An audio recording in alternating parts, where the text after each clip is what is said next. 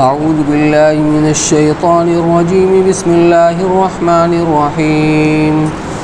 قل أوحي إلي أنه استمع نفر من الجن فقالوا إنا سمعنا قرآنا عجبا يهدي إلى الرشد فآمنا به ولن نشرك بربنا أحدا وأنه تعالى جد ربنا ما اتخذ صاحبة ولا ولدا وأنه كان يقول سفيهنا على الله شططا وأنا ظننا أن لن تقول الإنس والجن على الله كذبا وأنه كان رجال من الإنس يعوذون برجال من الجن فزادوهم رهقا وأنهم ظنوا كما ظننتم أن لن يبعث الله أحدا وأنا لمسنا السماء فوجدناها ملئت حرسا شديدا وشهبا وأنا كنا نقعد منها مقاعد للسمع ومن يستمع الآن يجد له شهابا رصدا وأنا لا ندري أشر أريد بمن في الأرض أم أراد بهم ربهم رشدا وأنا منا الصالحون ومنا دون ذلك كنا طرائق قددا وأنا ظننا أن لن نعجز الله في الأرض ولن نعجزه هربا وأنا لما سمعنا الهدى آمنا به ومن يؤمن بربه فلا يخاف بخسا ولا رهقا وأنا المسلمون ومنا القاسطون ومن أسلم فأولئك تحروا رشدا وأما القاسطون فكانوا لجهنم حطبا صدق الله العلي العظيم قل أوحي إلي أنه استمع نفر من الجن فقالوا إنا سمعنا قرآنا عجبا تو کہہ مجھ کو حکم آیا کہ سن گئے کتنے لوگ جنوں کے، پھر کہنے لگے ہم نے سنا ہے ایک قرآن عجیب، یہدی الی الرشد فآمنا بہ ولن نشرک بربنا احدا، کہ سجھاتا ہے نیک راہ سو ہم اس پر یقین لائے اور ہرگز نہ شریک بتلائیں گے ہم اپنے رب کا کسی کو، وَأَنَّهُ تَعَالَى جَدُّ رَبِّنَا مَا اتَّخَذَ صَاحِبَةً وَلَا وَلَدًا،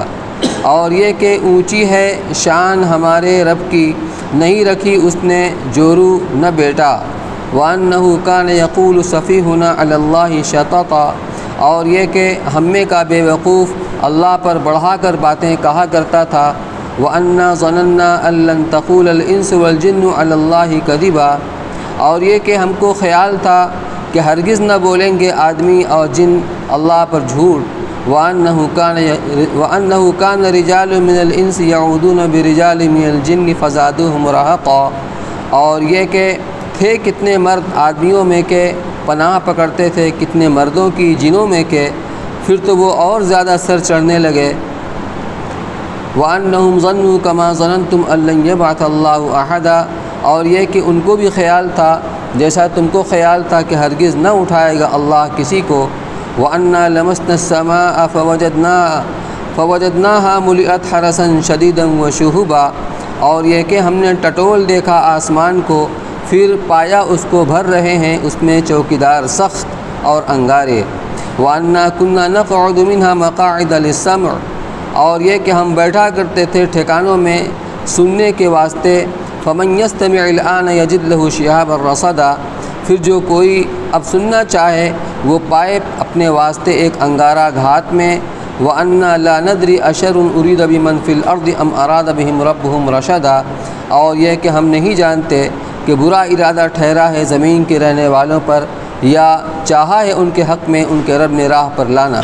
وَأَنَّا مِنَّا الصَّالِحُونَ وَمِنَّا دُونَ ذَلِكَ كُنَّا طَرَائِقَ قِدَدًا، اور یہ کہ کوئی ہم میں نیک ہیں اور کوئی اس کے سوائے ہم تھے کئی راہ پر پھٹے ہوئے، وَأَنَّا ظَنَنَّا أَن لَّن نُعْجِزَ اللَّهَ فِي الْأَرْضِ وَلَن نُعْجِزَهُ هَرَبًا، اور یہ کہ ہمارے خیال میں آ گیا کہ ہم چھپ نہ جائیں گے اللہ سے زمین میں اور نہ تھکا دیں گے اس کو بھاگ کر، وَأَنَّا لَمَّا سَمِعْنَا الْهُدَىٰ آمَنَّا بِهِ وَمَن يُؤْمِن بِرَبِّهِ فَلَا يَخَافُ بَخْسًا وَلَا رَهَقًا، اور یہ کہ جب ہم نے سن لی راہ کی بات تو ہم نے اس کو مان لیا، پھر جو کوئی یقین لائے گا اپنے رب پر سو وہ نہ ڈرے گا نقصان سے اور نہ زبردستی سے۔ وَأَنَّا مِنَّ الْمُسْلِمُونَ وَمِنَّ الْقَاسِطُونَ، اور یہ کہ کچھ ہم میں حکم بردار ہیں اور کچھ ہیں بے انصاف۔ فَمَنْ أَسْلَمَ فَأُولَٰئِكَ تَحَرَّوْا رَشَدًا، سو جو لوگ حکم میں آ گئے سو انہوں نے اٹکل کر لیا نیک راہ کو۔ وَأَمَّا الْقَاسِطُونَ فَكَانُوا لِجَهَنَّمَ حَطَبًا، اور جو بے انصاف ہیں وہ ہوئے دوزخ کے ایندھن۔ یہ سورہ جن ہے جو مکہ میں نازل ہوئی اور اس میں 28 آیتیں ہیں اور 2 رکوع ہیں۔ اس کے پہلی صورت سورہ نوح تھی۔ سورہ نوح کے اندر جو مضمون بیان کیا گیا تھا اس میں مشرکین مکہ کو گویا دھمکی دی گئی تھی کہ جو نوح علیہ السلام کی قوم کے اوپر جو عذاب آیا، عالمی عذاب، یہ عذاب تم پر بھی آ سکتا ہے، کیونکہ جو حرکتیں، جو جرم نوح علیہ السلام کی قوم نے کی تھی وہی جرم تمہارا بھی ہے۔ نبی کی تکذیب کرنا، استہزاء کرنا، تو گویا ڈرانے کے انداز میں نوح علیہ السلام اور ان کی قوم کا قصہ بیان کیا گیا کہ اس سے ڈر کر ایمان لے آئیں۔ وہ صورت بھی مکی تھی، یہ صورت بھی مکی ہے۔ اس میں ترغیب کا انداز ہے کہ دیکھو جنات ایک ایسی قوم ہے کہ اللہ نے ان کو آگ سے بنایا، یعنی انسان کے جو بنیادی عناصر ہیں آگ، پانی، مٹی، ہوا، اس میں مٹی کا عنصر غالب، لیکن جنات کی جو عنصر ہے اس کے اندر ہوا کا، آگ کا عنصر غالب ہے۔ اور جنات کے اندر قرآن کی تشریح سے معلوم ہوتا ہے جو نافرمان ہیں انہیں کو شیاطین کہا جاتا ہے جنات میں سے۔ اب اس کی تفسیر سے پہلے کچھ باتیں بطور تمہید کے سمجھ لینا ضروری ہے۔ تفسیر آیات سے پہلے چند واقعات جاننے کے قابل ہیں جن کی ضرورت تفسیر میں پیش آئے گی۔ پہلا واقعہ، رسول اللہ صلی اللہ علیہ وسلم کی بعثت سے پہلے شیاطین آسمان تک پہنچ کر فرشتوں کی باتیں سنتے تھے۔ آسمان سے مراد وہ آسمان نہیں ہے جو نیلگوں آسمان ہے، بلکہ قرآن میں بادل کے لیے بھی آسمان سما کا لفظ استعمال کیا گیا۔ انزل من السماء ماء، اللہ نے آسمان سے پانی برسایا۔ ظاہر سی بات ہے پانی آسمان سے نہیں برستا، بادلوں سے برستا ہے۔ لیکن اگر اس کو حقیقی معنی پر محمول کر لیا جائے کہ یہ شیاطین، یہ جنات آسمانوں پر جا کر فرشتوں کی باتیں سنتے ہیں، اس میں بھی کوئی استبعاد نہیں ہے، کیونکہ اللہ تعالیٰ نے کوئی غیر معمولی قوت اور طاقت عطا فرمائی ہے۔ تو پہلا واقعہ، رسول اللہ صلی اللہ علیہ وسلم کی بعثت سے پہلے شیاطین آسمان تک پہنچ کر فرشتوں کی باتیں سنتے تھے۔ آپ کی بعثت کے بعد ان کو شہاب ثاقب کے ذریعے اس سننے سے روک دیا گیا، اور اسی حادثہ کی تحقیق کے ضمن میں، یعنی یہ رکاوٹ کیوں آ گئی، پیش آ گئی، اس میں کوئی نہ کوئی وجہ، کوئی سبب ہوگا، تو اس سبب کو تلاش کرنے کے لیے جنات کی مختلف جماعتیں دنیا کے مختلف حصوں کے اندر پھیل گئیں اس کی تحقیق کے لیے۔ اسی حادثہ کی تحقیق کے ضمن میں یہ جنات آپ صلی اللہ علیہ وسلم تک پہنچے، جیسا کہ سورہ احقاف میں گزرا، وہ ہے نا یا قومنا اجیبوا داعی اللہ، سورہ احقاف میں 26ویں پارے کے شروع میں۔ تو وہ جنات جو اسی تحقیق کے واسطے نکلے تھے، تو جو جماعت جنات کی تہامہ یعنی حجاز کی طرف گئی، تو اللہ کے رسول صلی اللہ علیہ وسلم بطن نخلا کے اندر اس وقت فجر کی نماز میں آپ قرآن پڑھ رہے تھے، یا دوسری روایت کے اعتبار سے تہجد کی نماز کے اندر قرآن پڑھ رہے تھے۔ بہرحال نماز میں آپ قرآن پڑھ رہے تھے، اور آپ کی ان جناتوں کے آنے کی آپ کو اطلاع نہیں ہوئی، بعد میں وحی کے ذریعے آپ کو بتایا گیا، یہ وہی سورہ جن ہے جس میں اس کی خبر دی گئی۔ تو یہ جنات آپ تک پہنچے جیسا کہ سورہ احقاف میں گزرا۔ دوسرا واقعہ، زمانہ جاہلیت میں عادت تھی کہ جب کسی جنگل یا وادی میں دوران سفر قیام کی نوبت آتی تو اس اعتقاد سے کہ جنات کے سردار ہماری حفاظت کریں گے، یہ الفاظ کہا کرتے تھے۔ انسانوں سے پہلے دنیا کے اندر جنات کی بستی تھی، آبادی تھی۔ جب انسانوں کو دنیا کے اندر اللہ تعالیٰ کو پیدا کرنا مقصود ہوا تو اس دنیا کو خالی کرایا گیا، فرشتوں کے ذریعے سے ان کو بھگایا گیا، تو وہ جنگلوں کے اندر، پہاڑوں کے اندر، سمندروں کے اندر وہ نکل گئے۔ تو اس زمانے میں، قرآن کے نزول کے زمانے میں اور اس سے پہلے زمانے میں، جب سفر کر کے لوگ جنگلوں کے اندر پڑاؤ کی نوبت آتی، یا وادیوں کے اندر پہاڑوں کے درمیان جو درہ ہوتا ہے، تو جب پڑاؤ کی نوبت آتی تھی تو وہ لوگ اس علاقے کے جنات کے سردار ہوتے تھے تو ان کی پناہ لیا کرتے تھے، جس سے ان کا ان کی نافرمانی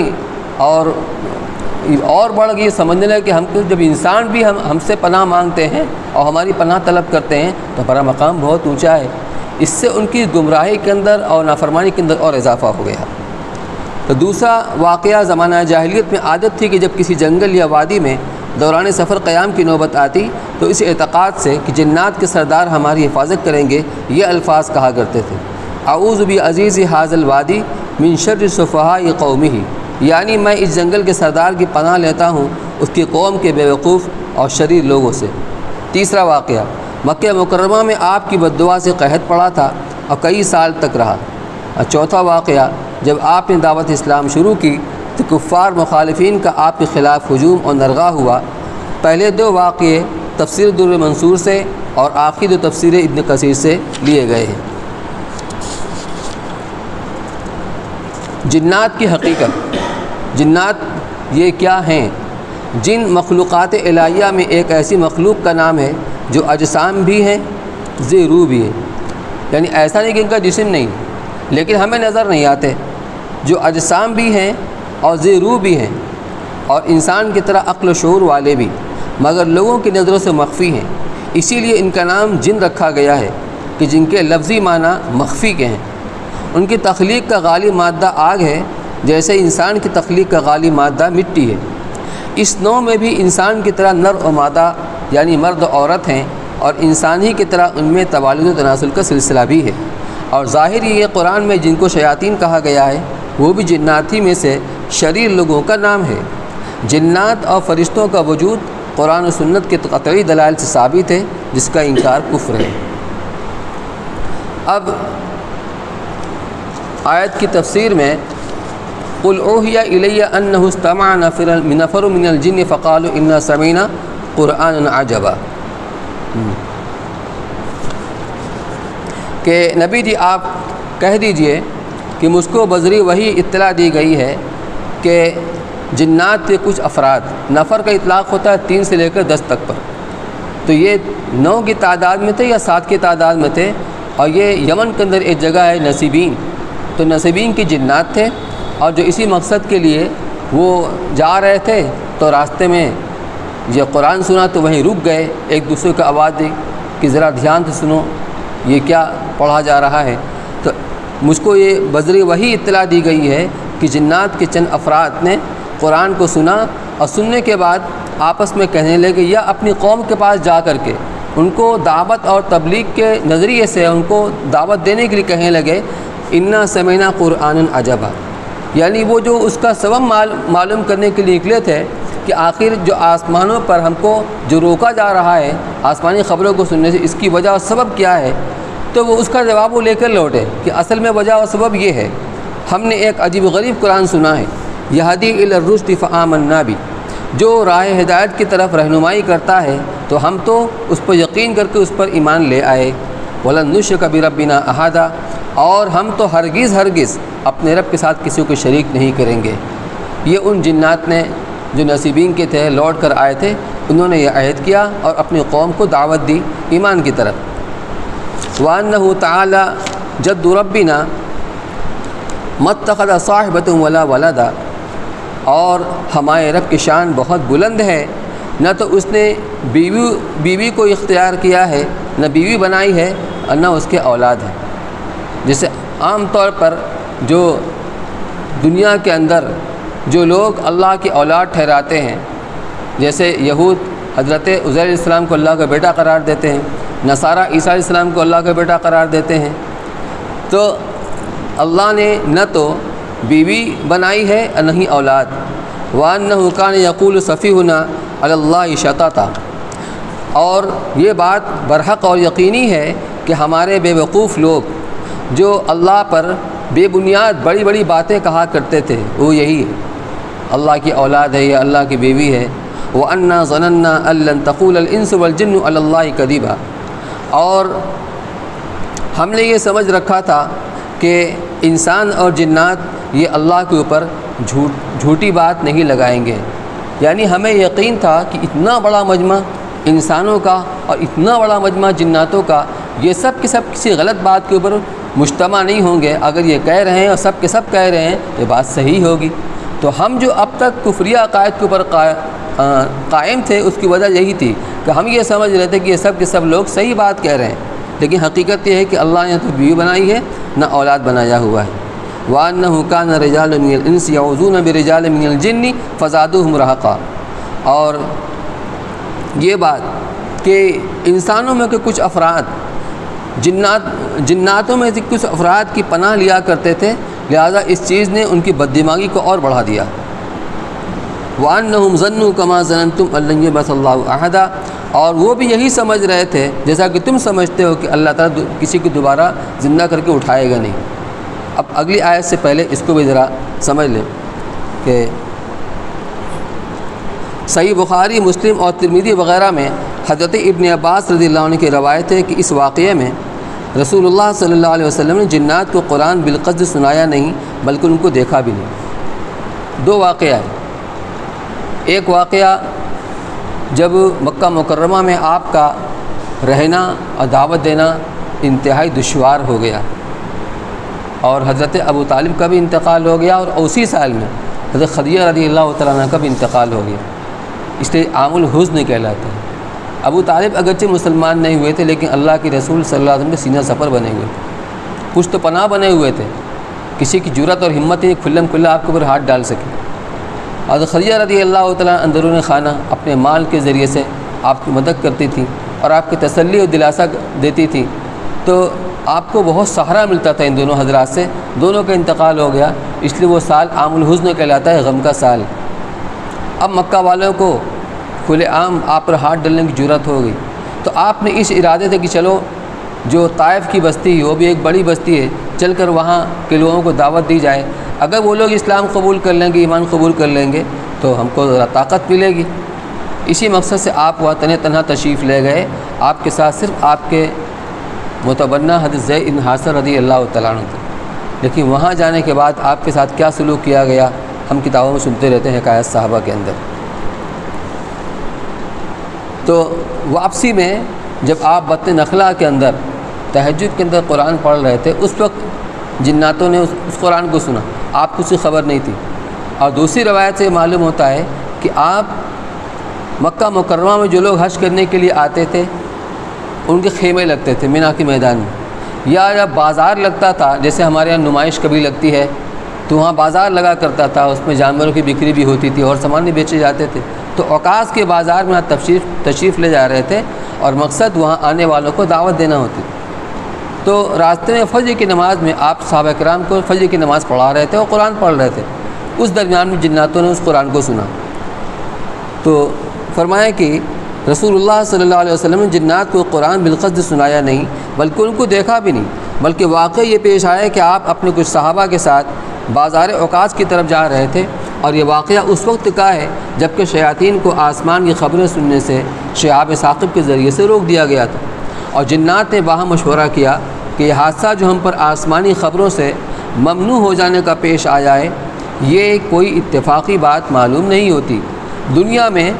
کوئی نئی چیز پیش آئی ہے جو اس کا سبب ہوئی، اور یہ طے کیا کہ زمین کے مشرق و مغرب اور ہر طرف میں جنات کے وفود جائیں اور اس کی تحقیق کر کے آویں کہ نئی چیز کیا پیش آئی ہے۔ ان کا جو وفد تہامہ یعنی حجاز کی طرف بھیجا گیا تھا وہ مقام نخلا پر پہنچا، تو وہاں رسول اللہ صلی اللہ علیہ وسلم اپنے صحابہ کرام کے ساتھ صبح کی نماز جماعت سے ادا کر رہے تھے۔ جنات کی اس وفد نے جب قرآن سنا تو قسمیں کھا کر آپس میں کہنے لگے کہ واللہ یہی کلام ہے جو ہمارے اور آسمانی خبروں کے درمیان حائل اور مانع ہے۔ یہ لوگ یہاں سے لوٹے اور جا کر اپنی قوم سے قصہ بیان کیا جس کا ذکر ان آیات میں ہے، انا سمعنا قرآنا عجبا، ہم نے ایک عجیب و غریب قرآن سنا ہے۔ اللہ تعالیٰ نے اس سارے واقعے کی خبر اپنے رسول صلی اللہ علیہ وسلم کو ان آیات میں دے دی، اور یہ تو ایک واقعہ ہوا۔ اکثر مفسرین نے فرمایا کہ ابو طالب کی وفات کے بعد رسول اللہ صلی اللہ علیہ وسلم مکہ مکرمہ میں بیار و مددگار رہ گئے، تو آپ نے تنہا طائف کا سفر کیا کہ وہاں کے قبیلہ بنو ثقیف سے اپنی قوم کے مظالم کے مقابلے میں کچھ مدد اور معاونت حاصل کر سکیں۔ محمد ابن اسحاق کی روایت ہے کہ جب رسول اللہ صلی اللہ علیہ وسلم طائف پہنچے تو قبیلہ ثقیف کے 3 بھائیوں کے پاس گئے جو قبیلہ کے سردار اور شریف سمجھے جاتے تھے۔ یہ 3 بھائی عمیر کے بیٹے عبد یالیل اور مسعود اور حبیب تھے۔ ان کے گھر میں ایک عورت قریش کی تھی۔ رسول اللہ صلی اللہ علیہ وسلم نے ان کو اسلام کی دعوت دی اور اپنی قوم کے مظالم کا ذکر کر کے ان سے معاونت کے لیے فرمایا، مگر ان تینوں نے بڑا سخت جواب دیا اور آپ سے اور کچھ کلام نہیں کیا۔ وہ جو کتاب میں آتا ہے کہ اوہو، اللہ نے آپ ہی کو نبی بنا کر بھیجا ہے،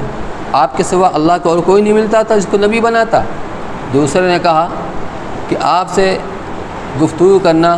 میں مناسب نہیں سمجھتا، کیونکہ اگر آپ واقعی اللہ کے نبی ہیں تو آپ کی بات کا انکار کرنا مصیبت سے خالی نہیں، اور اگر آپ اللہ کے نبی نہیں ہیں تو میں ایسے جھوٹے سے بات کرنا نہیں چاہتا، وغیرہ وغیرہ اس طرح کی باتیں کہیں سخت۔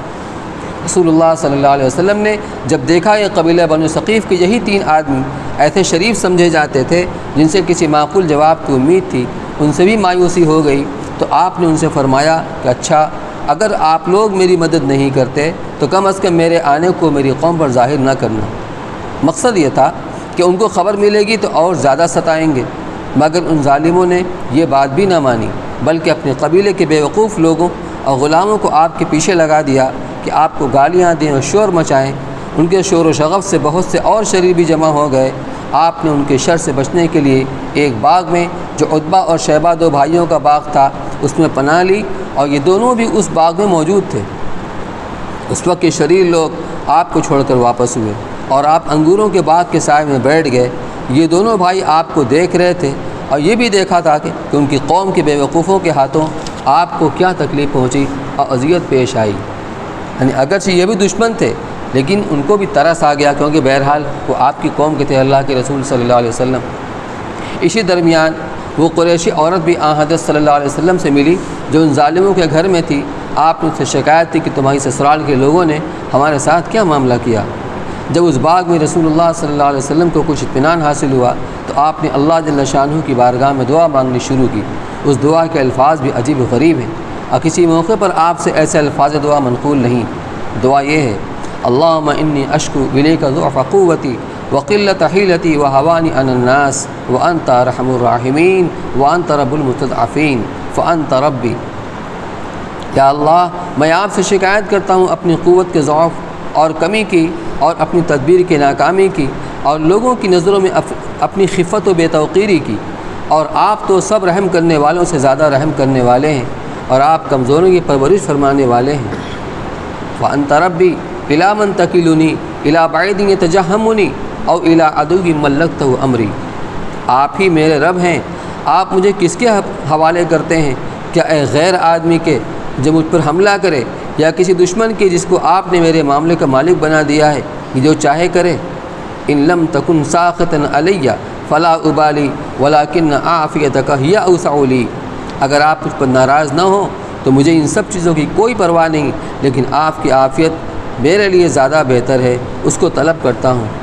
اعوذ بنور وجهک الذی اشرقت له الظلمات وصلوا علی امر الدنیا والآخرہ من ان تنزل لی غضبک لک العتبى حتى ترضى ولا حول ولا قوة الا بک۔ میں آپ کی ذات مبارک کے نور کی پناہ لیتا ہوں جس سے تمام اندھیریاں روشن ہو جاتی ہیں، اور اس کی بنا پر دنیا اور آخرت کے سب کام درست ہو جاتے ہیں، اس بات سے کہ مجھ پر اپنا غضب نازل فرمائیں۔ ہمارا کام ہی یہ ہے کہ آپ کو راضی کرنے اور منانے میں لگے رہیں جب تک کہ آپ راضی نہ ہو جائیں، اور ہم تو کسی برائی سے بچ سکتے نہیں، نہ کسی بھلائی کو حاصل کر سکتے ہیں بجز آپ کی مدد کے۔ یہ آپ کا دعا مانگنا تھا کہ اللہ کی رحمت جوش میں آئی، اور فرشتہ حاضر ہوا۔ جب ربیعہ کے دونوں بیٹوں عتبہ اور شیبہ نے یہ حال دیکھا تو ان کے دل میں رحم آ گیا، اور اپنے ایک نصرانی غلام اداس نامی کو بلا کر کہا کہ انگور کا ایک خوشہ لو اور ایک طبق میں رکھ کر اس شخص کے پاس لے جاؤ اور ان سے کہو یہ کھائیں۔ اداس نے ایسا ہی کیا، اس نے جا کر انگور کا طبق آپ کے سامنے رکھ دیا۔ آپ نے بسم اللہ پڑھ کر اس کی طرف ہاتھ بڑھایا۔ اداس یہ دیکھ رہا تھا، کہنے لگا واللہ یہ کلام یعنی بسم اللہ الرحمن الرحیم تو اس شہر کے لوگ نہیں بولتے۔ پھر رسول اللہ صلی اللہ علیہ وسلم نے اس سے پوچھا اداس تم کہاں کے رہنے والے ہو اور تمہارا کیا مذہب ہے؟ اس نے کہا میں نصرانی ہوں اور نینوا کا رہنے والا ہوں۔ رسول اللہ صلی اللہ علیہ وسلم نے فرمایا کہ اچھا تو اللہ کے نیک بندے یونس ابن متہ علیہ السلام کی بستی کے رہنے والے ہو؟ اس نے کہا آپ کو یونس ابن متہ کی کیا خبر؟ رسول اللہ صلی اللہ علیہ وسلم نے فرمایا وہ میرے بھائی ہیں، کیونکہ وہ بھی اللہ کے نبی تھے، میں بھی نبی ہوں۔ یہ سن کر اداس آپ کے قدموں پر گر پڑا اور آپ کے سر مبارک اور ہاتھوں پاؤں کو بوسہ دیا۔ عتبہ اور شیبہ یہ ماجرا دیکھ رہے تھے۔ ایک نے دوسرے سے کہا کہ اس نے ہمارے غلام کو تو خراب کر دیا۔ جب اداس لوٹ کر کے ان کے پاس گیا تو انہوں نے کہا کہ اداس تجھے کیا ہوا کہ شخص کے ہاتھ پاؤں کو بوسہ دینے لگا؟ اس نے کہا کہ میرے سردارو، اس وقت زمین پر اس سے بہتر کوئی آدمی نہیں، اس نے مجھے ایک ایسی بات بتائی جو نبی کے سوا کوئی نہیں بتلا سکتا۔ انہوں نے کہا کمبخت، ایسا نہ ہو کہ آدمی تجھے تیرے مذہب سے پھیر دے، کیونکہ تیرا دین بہرحال اس کے دین سے بہتر ہے۔ اس کے بعد رسول اللہ صلی اللہ علیہ وسلم طائف سے مکہ مکرمہ کی طرف لوٹ گئے۔ جب ثقیف کی ہر خیر سے مایوس ہو گئے، واپسی میں آپ نے مقام نخلا پر قیام فرمایا اور آخر شب میں نماز تہجد پڑھنے لگے تو ملک یمن نصیبین کی جنات کا وقت وہاں پہنچا ہوا تھا۔ اس نے قرآن سنا اور سن کر ایمان لے آئے اور اپنی قوم کی طرف واپس جا کر واقعہ بتلایا جس کا ذکر اللہ نے آیت مذکورہ میں نازل فرمایا۔ یہ دو روایتیں، دونوں کا حاصل ایک ہی ہے کہ جنات نے قرآن کو سنا اور سن کر ایمان لے آئے۔ ابن جوزی نے کتاب الصفوہ میں اپنی سند کے ساتھ حضرت سہل ابن عبداللہ سے نقل کیا کہ انہوں نے ایک مقام پر ایک بوڑھے جن کو دیکھا کہ بیت اللہ کی طرف نماز پڑھ رہا ہے اور اون کا جبہ پہنے ہوئے تھا جس پر بڑی رونق معلوم ہوتی تھی۔ نماز سے فارغ ہونے کے بعد حضرت سہل رضی اللہ تعالیٰ عنہ کہتے کہ میں نے اس کو سلام کیا اور انہوں نے سلام کا جواب دے کر بتلایا کہ تم اس جبہ کی رونق سے تعجب کر رہے ہو، یہ جبہ 700 سال سے میرے بدن پر ہے۔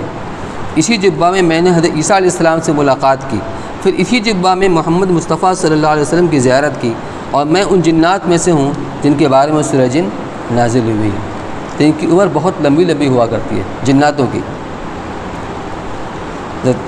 شاہ اللہ صاحب رحمۃ اللہ علیہ کے والد کا ہی واقعہ ہے، شاہ اللہ صاحب رحمۃ اللہ علیہ، ایک جنات کا واقعہ ہے۔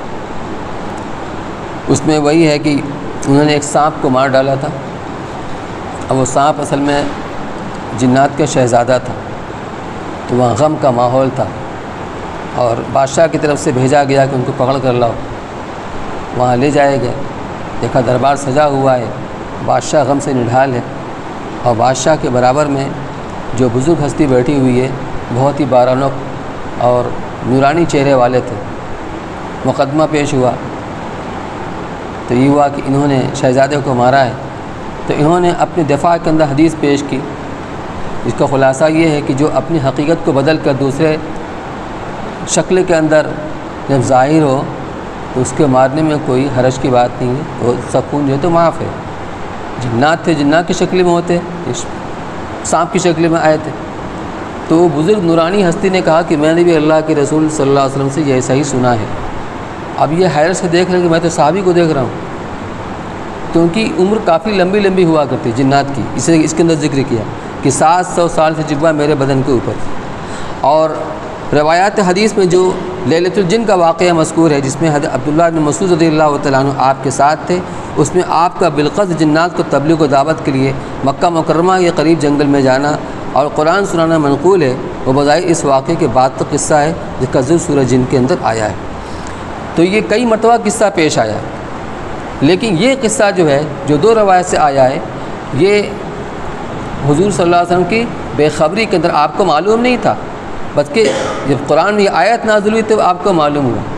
لیکن حضرت عبداللہ بن مسعود کے جب آپ ساتھ لے کر گئے تھے تو آپ براہ راست جنات کو تبلیغ کرنے کے لیے جا رہے تھے، چنانچہ ایک جگہ پر ان کو بیٹھا دیا کہ تم یہیں بیٹھے رہنا، اور آپ نے کوئی حصار قائم کر دیا کہ اس دائرے سے باہر مت نکلنا۔ اب کافی دیر ہو گئی تو حضرت عبداللہ بن مسعود رضی اللہ عنہ کہتے کہ مجھے وحشت ہونے لگی، کہیں خدا نہ خواستہ آپ کے ساتھ کوئی نامناسب معاملہ نہ ہو گیا ہو۔ وہ نکلنا چاہ رہے تھے لیکن حضور صلی اللہ علیہ وسلم کی ہدایت ان کو یاد آ رہی جس سے نکل نہیں پا رہے تھے، لیکن یہ دیکھا کہ لوگ غول کی گول جا رہے ہیں، اور انہوں نے کہا کہ انہم الزط، جیسا کہ جاٹ کی قوم ہوتی ہے، تو جنات کی انہوں نے تشبیہ دی کہ ایسے لوگ تھے جو ان کو ہم نے دیکھا نہیں تھا، بس یہ سمجھ لیجیے جیسا کہ جاٹ قوم ہوتی ہے، ایسے لوگ تھے۔ تو وہاں اللہ کے رسول صلی اللہ علیہ وسلم ان کو براہ راست تبلیغ کرنے کے لیے گئے تھے۔ یہ بات کا واقعہ ہے۔ بہرحال اب آگے دیکھیے، وَأَنَّا لَمَسْنَا السَّمَاءَ فَوَجَدْنَاهَا مُلِئَتْ حَرَسًا شَدِيدًا وَشُهُبًا، اور ہم نے آسمان کو ٹٹول کر دیکھا، یعنی اپنے اس عادت کے مطابق جو ہم آسمانی خبروں کو سننے کے لیے گئے فوجدناها ملئت حرسا شدیدا وشہبا، تو ہم نے اس کو پایا کہ وہ سخت پہرے سے اور جو انگارے ہیں مارنے کے لیے تیار، اس سے تیار دیکھا کہ فرشتوں کا پہرا ہے اور شہاب ثاقب جو انگارے اور شعلے ہیں وہ تیار رکھیں گے، جو خبر سننے کے لیے آئے گا اس کو اس سے مار کے بھگایا جائے گا۔ وَأَنَّا لَا نَدْرِي أَشَرٌ أُرِيدَ بِمَنْ فِي الْأَرْضِ أَمْ أَرَادَ بِهِمْ رَبُّهُمْ رَشَدًا، اور ہم نہیں جانتے کہ اس سے اللہ تعالیٰ کا کیا ارادہ ہے۔ أَشَرٌ أُرِيدَ بِمَنْ فِي الْأَرْضِ، کیا زمین والوں کے ساتھ اللہ نے کسی برائی کا ارادہ کیا ہے یا ان کے بھلائی کا اور ہدایت کا ارادہ کیا ہے؟ یعنی اس قرآن کے نزول کی وجہ سے جو اس قرآن کے اوپر ایمان لائیں گے ان کی ہدایت کا فیصلہ ہوگا، اور جو اس قرآن کو نہیں مانیں گے ان کی گمراہی کا فیصلہ ہوگا، جو ان کے لیے دنیا اور آخرت کے اندر نقصان دہ ہے۔ وَأَنَّا مِنَّا الصَّالِحُونَ وَمِنَّا دُونَ ذَلِكَ، اور یہ بات کہ ہمیں کچھ لوگ نیک ہوئے ہیں اور کچھ لوگ اس کے علاوہ ہوئے، یعنی انسان کی طرح جناتوں کے اندر میں ہر طرح کے لوگ تھے، نیک بھی تھے، بد بھی تھے، اچھے بھی تھے، برے بھی تھے۔ کُنَّا طَرَائِقَ قِدَدًا، ہم کئی راہ پر تھے، مختلف راہوں کے اوپر تھے، کوئی کچھ کوئی کچھ کوئی کچھ۔ وَأَنَّا ظَنَنَّا أَن لَّن نُعْجِزَ اللَّهَ فِي الْأَرْضِ وَلَن نُعْجِزَهُ هَرَبًا، اور ہمیں یقین ہے کہ ہم اللہ کو عاجز نہیں کر سکتے۔ اگر ہم ایمان نہیں لائیں گے تو کہیں زمین میں بھاگ کر فضاؤں کے اندر، پہاڑوں کے اندر، جنگلوں کے اندر، سمندر کے اندر کہیں بھی اللہ کو ہم عاجز نہیں کر سکتے۔ وَلَن نُعْجِزَهُ هَرَبًا، اور نہیں ہم بھاگ کر کے اس کو عاجز کر سکتے ہیں، اللہ جب چاہے گا ہماری گرفت کر لے گا۔ وَأَنَّا لَمَّا سَمِعْنَا الْهُدَىٰ آمَنَّا بِهِ، اور جب ہم نے اس ہدایت کی بات کو سنا، یعنی قرآن کو سنا، ہم اس پر ایمان لے آئے۔ فَمَن يُؤْمِن بِرَبِّهِ فَلَا يَخَافُ بَخْسًا وَلَا رَهَقًا، تو جو ہماری طرح اپنے رب پروردگار پر ایمان لے آئے گا اس سے کوئی اندیشہ نہیں ہوگا، نہ کمی کا نہ کسی زیادتی کا۔ وَأَنَّا مِنَّا الْمُسْلِمُونَ وَمِنَّا الْقَاسِطُونَ، اور یہ کہ کچھ ہم میں مسلمان ہیں، ماننے والے، فرما بردار ہیں، وَمِنَّا الْقَاسِطُونَ، اور کچھ ہیں جو بے انصاف ہیں، ظالم ہیں۔ فَمَنْ أَسْلَمَ فَأُولَٰئِكَ تَحَرَّوْا رَشَدًا، تو جو ایمان لے آئے، جو مسلمان ہو گئے اور حکم برداری انہوں نے اختیار کی، تو ان لوگوں نے تحروا رشدا، نیک راہ کو انہوں نے اختیار کر لیا اور تلاش کر لیا۔ وَأَمَّا الْقَاسِطُونَ فَكَانُوا لِجَهَنَّمَ حَطَبًا، اور جو بے انصاف ہے یعنی انہوں نے ایمان قبول نہیں کیا تو یہ جہنم کے ایندھن بنیں گے۔ یہاں تک تو ان جناتوں کی گفتگو، ان کی بات کلام تھا جس کو قرآن نے نقل کیا۔ اب آگے دوسرا کلام ہے جو اللہ تعالیٰ فرما رہے وَأَن لَّمْ اسْتَقَامُوا عَلَى الطَّرِيقَةِ، انشاءاللہ اگلے 10 میں سماعت فرمائیں گے۔ سبحان اللہ وبحمدہ، سبحانک اللہم نشہد ان لا الہ الا انت، نستغفرک ونتوب الیک۔